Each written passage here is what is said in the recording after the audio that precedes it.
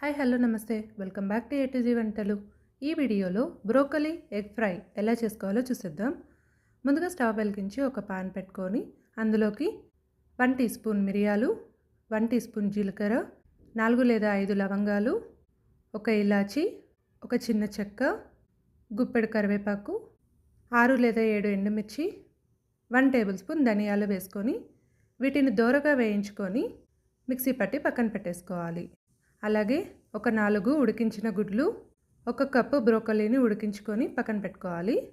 Next అదే ప్యాన్లోకి కొద్దిగా oil వేసుకొని ఆయిల్ హీట్ అయిన తర్వాత ఒక మీడియం సైజు ఆనియన్ని ఇలా కట్ చేసుకొని వేసుకొని 1 నిమిషం పాటు వేయించుకున్న తర్వాత 1/2 టీ స్పూన్ అల్లం వెల్లుల్లి పేస్ట్ వేసుకొని పచ్చివాసన పోయే వరకు వేయించుకోవాలి. నెక్స్ట్ మనం ముందుగా ఉడికించి పెట్టుకున్న ఈ బ్రోకలీని వేసుకొని ఒక 2 నిమిషాల పాటు వేయించుకున్న తర్వాత చిటికెడు పసుపు అలాగే కొద్దిగా సాల్ట్ వేసుకొని మళ్ళీ 1 నిమిషం పాటు ఫ్రై చేసుకోవాలి.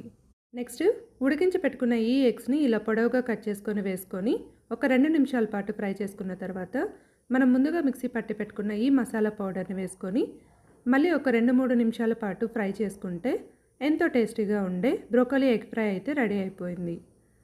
మీరు ఒకసారి ట్రై చేసి ఎలా ఉందో కామెంట్ చేయండి.